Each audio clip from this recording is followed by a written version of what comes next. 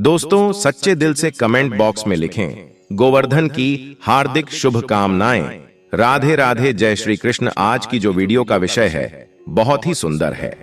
आज मैं आप लोगों को गोवर्धन पूजा संबंधित संपूर्ण जानकारी बताऊंगा और इस वीडियो में बताऊंगा कि गोवर्धन पूजा के दिन हमें गौमाता को क्या खिलाने से हमारे घर में धन की प्राप्ति होती है तथा गोवर्धन पूजा संबंधी संपूर्ण जानकारी इस वीडियो में बताऊंगा। अपना कम से कम 8 से 10 मिनट का बहुमूल्य समय जरूर देना, फिर आपको समझ में आ जाएगा हमें जो है गोवर्धन पूजा क्यों करनी चाहिए और हमें गौ माता को इस दिन अंकुर क्यों खिलाना चाहिए। वीडियो को ध्यान से देखना, प्राचीन ज्ञान चैनल में बने रहना, आपको संपूर्ण जानकारी इसी चैनल में प्राप्त होगी।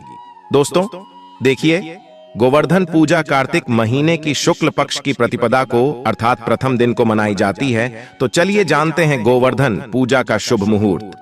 तो गोवर्धन पूजा का शुभ मुहूर्त है इस बार कार्तिक माह के शुक्ल पक्ष की प्रतिपदा तिथि की शुरुआत 13 नवंबर दिन सोमवार को दोपहर 2:56 से हो रही है और समापन अगले दिन 14 नवंबर दिन मंगलवार को दोपहर 2:36 पर होगा।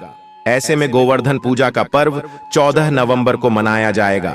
देखें, गोवर्धन पूजा के दिन भगवान श्री कृष्ण और गोवर्धन पर्वत और गायों की पूजा की जाती है। गोवर्धन पूजा में अन्नकूट का भी बहुत ही महत्व है। जी हाँ, गोवर्धन पूजा में अन्नकूट का बहुत बड़ा महत्व है। अन्नकूट का भोग भी सामर्थ्य अनुसार जरूर लगाना चाहिए। कहीं कहीं लोग मूंग दाल और बाजरे को मिलाकर के खिचड़ी बनाते हैं, तो कहीं कहीं अन्नकूट में भगवान श्री कृष्ण को 56 भोग का प्रसाद भी लगाया जाता है।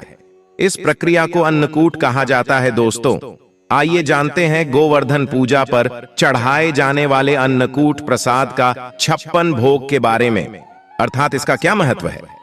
अगर आज की वीडियो आप मिस करते हैं तो फिर सारी जिंदगी आप इस प्रकार की जानकारी को पाने से वंचित रह जाएंगे, क्योंकि कोई भी आपको YouTube में इतने विस्तार से नहीं बताएगा जितना आज हम यानी प्राचीन ज्ञान चैनल आप लोगों को विस्तार से बताएगा। देखिए, आइए जानते हैं अन्नकूट अर्थात नाम से ही स्पष्ट है। अन्नकूट जैसे इसके नाम से लगता है कि यह बहुत सारे अनाजों का मिश्रण होता है। तरह तरह के पकवानों से भगवान की पूजा की जाती है। इस प्रसाद को अलग अलग बांटने की बजाय इकट्ठा बांटा जाता है। इस मिश्रण का स्वाद निराला होता है। भगवान ने इस अन्नकूट के प्रसाद में कई सारी सब्जी को मिलाकर के देखिए। भगवान का इस प्रकार का जो प्रसाद है, इसमें कई प्रकार की सब्जी को मिलाकर के आप मिक्स कर सकते हैं, जैसे कड़ी है, चावल है, पूरी है, रोटी है, मूंग की खिचड़ी है, बाजरा है, हलवा है। सामर्थ्य के अनुसार जो भी आपसे बने भगवान के प्रसाद में इस प्रकार की चीजों को मिलाकर के भगवान को भोग लगा सकते हैं। आइए जानते हैं अन्नकूट की कथा की शुरुआत। तो कुछ कथाओं में इस प्रसाद के बारे में कहा गया है कि जब भगवान कृष्ण ने देवराज इंद्र के घमंड को चूर करते हुए गोवर्धन पर्वत की पूजा की और इंद्र ने गुस्से में बहुत ही ज्यादा वर्षा की, तब भगवान श्री कृष्ण ने समुचित वृंदावन वासियों को लेकर गोवर्धन पर्वत के नीचे आ गए थे और इसी पर्वत के नीचे लगातार 7 दिन बिताए थे।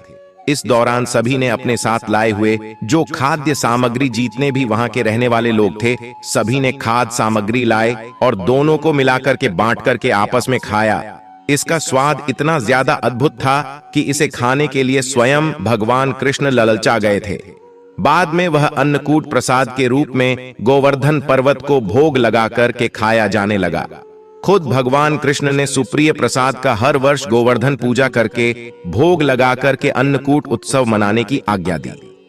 दोस्तों, प्राचीन ज्ञान चैनल के इस वीडियो में जानते हैं कि गोवर्धन पूजा किस प्रकार से की जाए। अब आप लोगों को अन्नकूट के बारे में जानकारी प्राप्त हो गई है। अब गोवर्धन पर्वत की किस प्रकार से पूजा की जाए। तो गोवर्धन पूजा करने के लिए आपको सबसे पहले घर के आंगन में गोबर से गोवर्धन का चित्र बनाएं। इसके बाद रोली चावल, खील, बताशे जल, दूध पान, केसर फूल और दीपक जलाकर के गोवर्धन भगवान की पूजा करें। कहा जाता है कि इस दिन विधि विधान से सच्चे दिल से गोवर्धन भगवान की पूजा करने से साल भर भगवान श्री कृष्ण की कृपा बनी रहती है।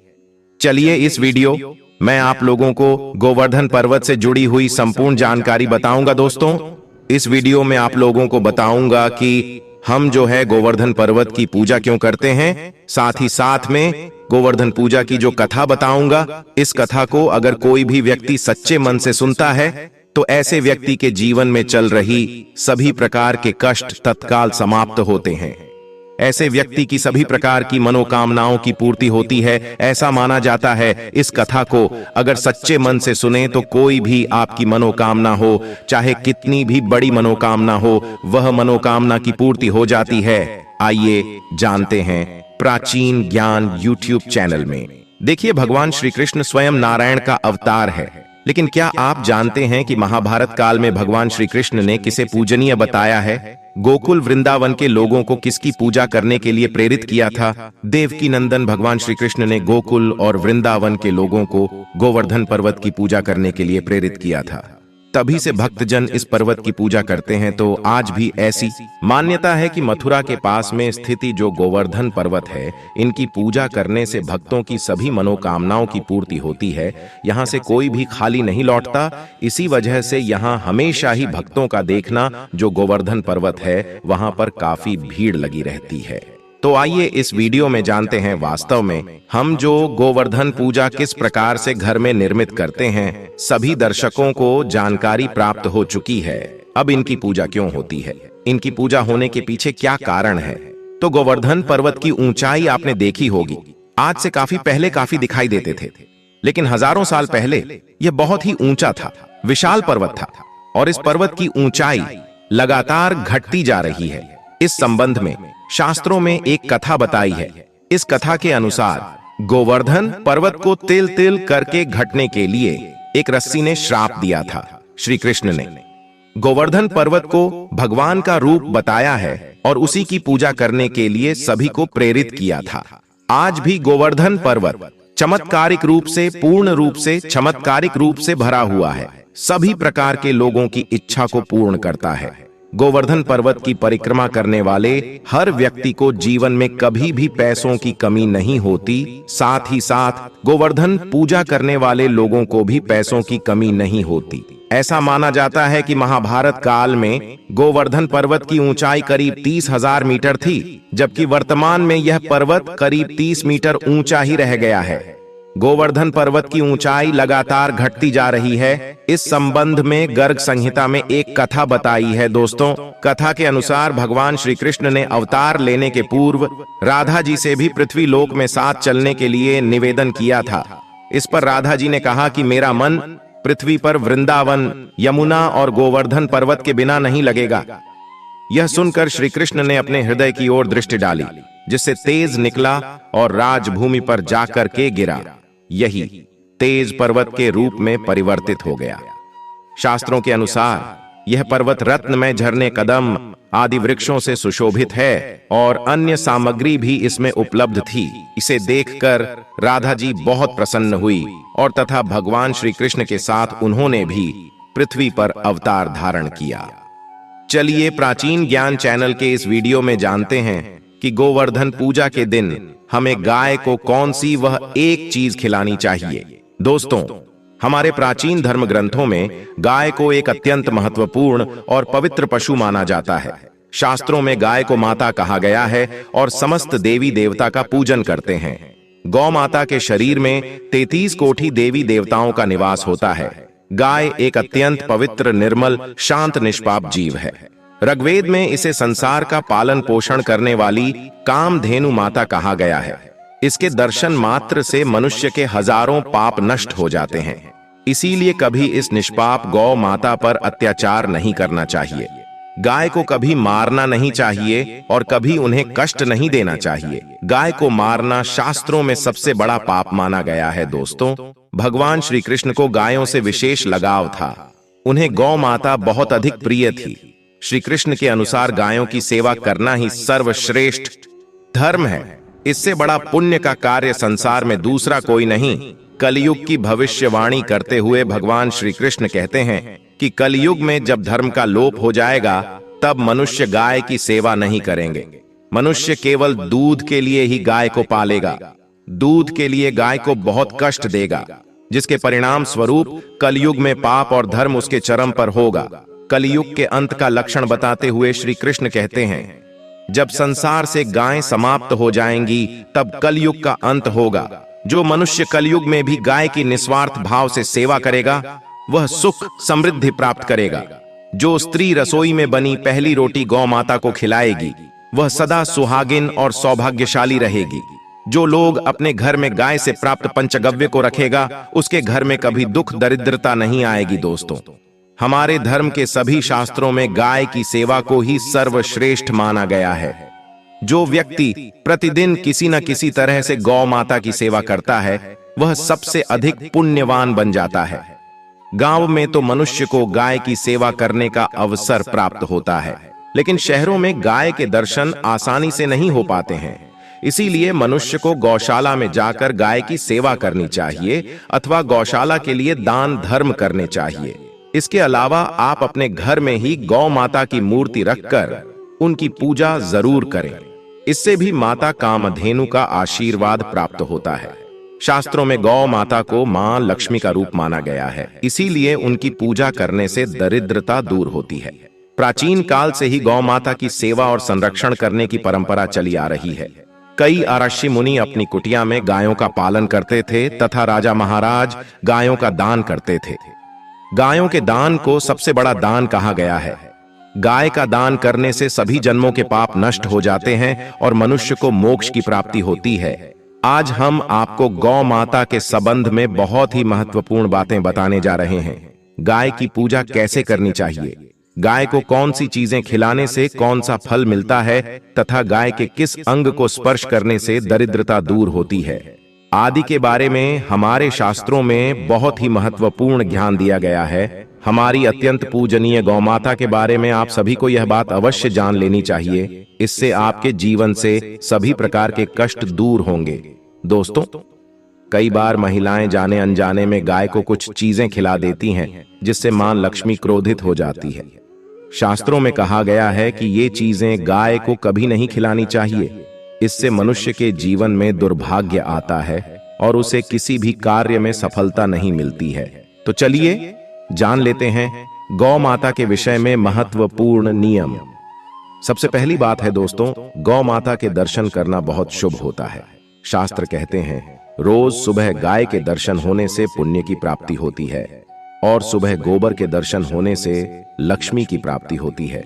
अगर किसी महत्वपूर्ण कार्य के लिए जा रहे हैं और अचानक ही गौ माता आपके रास्ते में आ जाती है तो वह कार्य निश्चित ही सफल हो जाता है। किसी भी यात्रा पर निकलते समय अगर गौ माता के दर्शन हो जाए तो वह यात्रा सुखपूर्वक पूर्ण हो जाती है, इसमें संशय नहीं है। ज्योतिष शास्त्र के अनुसार कुंडली में यदि पितृदोष होता है तो अन्य उपायों के साथ साथ गौ माता को प्रतिदिन रोटी और घास खिलाने से लाभ होता है और पितृदोष से मुक्ति मिलती है।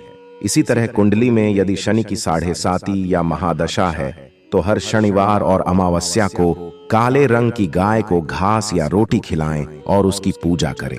इससे शनि दोष कम होता है। गौमूत्र यानी कि गाय का मूत्र बहुत ही उपयोगी, पवित्र और स्वास्थ्य की दृष्टि से अत्यंत हितकारी होता है।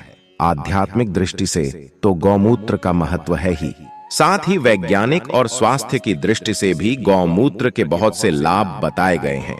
गौमूत्र में बहुत से खनिज पदार्थ और स्वास्थ्य वर्धक तत्व होते हैं जो हमारे शरीर की शुद्धि करते हैं और बहुत से रोगों से भी बचाते हैं। साथ ही गौमूत्र छिड़कने से वातावरण में शुद्धता और पवित्रता व्याप्त हो जाती है। इसीलिए हमारे शास्त्रों में शरीर को निरोगी रखने के लिए प्रतिदिन गौमूत्र का सेवन करने तथा घर में गौमूत्र छिड़कने के लिए कहा गए। कुंडली में शुक्र ग्रह की स्थिति को मजबूत करने के लिए ज्योतिष शास्त्र के अनुसार सुबह के भोजन में सबसे पहली रोटी निकालकर एक सफेद गाय को खिलाना शुभ माना जाता है। अगर आपकी कुंडली में बुध ग्रह कमजोर है या आपको किसी कारण इसके दुष्प्रभाव झेलने पड़ रहे हैं तो हर बुधवार के दिन गाय को हरा चारा खिलाना शुरू कर दें। इससे बुध से जुड़े दुष्प्रभाव दूर होंगे और आपको तमाम समस्याओं का हल मिल जाएगा। अगर कुंडली में मंगल दोष है जिसके कारण आपके जीवन में कई तरह की परेशानियां हैं तो लाल रंग की गाय की सेवा करें। मंगलवार के दिन गाय का पूजन करें और उसे गुड़ और चने आदि खिलाएं। बृहस्पति ग्रह को जीवन के सभी मांगलिक कार्यों का कारक माना जाता है। ऐसे में अगर किसी व्यक्ति के जीवन में विवाह आदि मांगलिक कार्यों में विघ्न निर्माण हो रहे हैं तो उन लोगों को कुंडली में बृहस्पति ग्रह की स्थिति को मजबूत करने के लिए रोटी पर गुड़ और चने रखकर गाय को खिला देना चाहिए। इससे आपको शुभ परिणाम प्राप्त होते हैं। अगर घर में अशांति है, लड़ाई झगड़े होते रहते हैं, तो घर में सुख शांति बनाए रखने के लिए घर के अंदर गाय के गोबर से बने उपले को जलाना चाहिए और उसका धुआं संपूर्ण घर में फैलाना चाहिए। इससे घर की नकारात्मक ऊर्जा नष्ट होती है और सकारात्मक ऊर्जा में वृद्धि होती है। गाय के दूध, दही, घी, गोबर और गौमूत्र से बनने वाले मिश्रण को पंचगव्य कहते हैं। पंचगव्य को पापनाशक कहा जाता है और हिंदुओं की धार्मिक विधि प्रायश्चित करने में इसका उपयोग किया जाता है। पंचगव्य को बनाने वाली सभी वस्तुएं अत्यंत उपयोगी होती हैं, जो स्वास्थ्य के लिए लाभदायक तो है ही, साथ ही औषधीय गुणों से भरपूर है। दोस्तों, अगर आपके द्वार पर गौ माता आती है तो उसे बिना रोटी खिलाएं जाने मत देना, नहीं तो आपको दुर्भाग्य का सामना करना पड़ेगा। क्योंकि जिसके द्वार से गाय बिना कुछ प्राप्त किए लौट जाती है, उसके घर से लक्ष्मी भी चली जाती है। प्रत्येक स्त्री को प्रतिदिन गाय के लिए एक रोटी बनानी चाहिए और प्रेम से गौ माता को खिलानी चाहिए। इससे गौ माता का आशीर्वाद प्राप्त होता है और मन की इच्छाएं पूर्ण होती हैं। कुछ लोग गौ माता को बासी भोजन अथवा जूठन खिला देते हैं। इसे शास्त्रों में पाप माना गया है। गाय एक शाकाहारी और पवित्र पशु है, इसीलिए गाय के भोजन में कभी मांस, अंडे आदि चीजें नहीं डालनी चाहिए। ऐसा करने से महापाप लगता है। यदि आपकी कुंडली में चंद्र दोष है और जिसके कारण लगातार परेशानी उठानी पड़ रही है, तो आप यह एक उपाय जरूर करें। रोटी पर सफेद मक्खन, नमक और घी लगाकर गौ माता को खिला दें। यदि शनि दोष है तो आटे में थोड़े काले तिल मिलाकर रोटी बनाकर गौ माता को खिला दें। इससे शनि दोष समाप्त होता है। मंगल दोष को दूर करने के लिए रोटी पर हल्दी लगाकर गाय को खिलाना चाहिए। अगर घर में धन की समस्या है तो गुरुवार के दिन गाय को केले का फल खिलाना चाहिए। इससे दरिद्रता दूर होती है। दोस्तों, गौ माता के पीठ पर एक उभरा हुआ को कुबड़ होता है। उसको कुबड़ में सूर्य केतु होते हैं। जब भी आपके द्वार पर गौ माता पधारे, आप इसको कुबड़ को एक बार जरूर स्पर्श करें। इससे आपके जीवन से सभी दुखों का अंत होगा और धन संपत्ति की प्राप्ति होगी। शास्त्रों में कहा गया है, जो मनुष्य तन मन धन से गौ माता की सेवा करता है, वह मृत्यु के बाद वैतरणी नदी को गौ माता की पूंछ पकड़कर पार कर लेता है। उस व्यक्ति की अकाल मृत्यु नहीं होती है और उसे मोक्ष की प्राप्ति होती है, जिस व्यक्ति के भाग्य की रेखा सोई हुई है। अगर वह व्यक्ति अपनी हथेली पर गुड़ रखकर गौ माता की जीभ से चटाता है तो उसकी सोई हुई भाग्य रेखा खुल जाती है और उसका दुर्भाग्य सौभाग्य में परिवर्तित हो जाता है। तो दोस्तों, इस प्रकार से आप सभी गौ माता की सेवा जरूर करें। उम्मीद है आपको यह जानकारी अच्छी लगी होगी। वीडियो को लाइक जरूर करें और कमेंट में जय गौ माता और जय श्री कृष्ण जरूर लिखें। और इस वीडियो से संबंधित कोई भी सवाल हो तो हमें कमेंट बॉक्स में जरूर बताएं। स्वस्थ रहे, सुरक्षित रहे। धन्यवाद।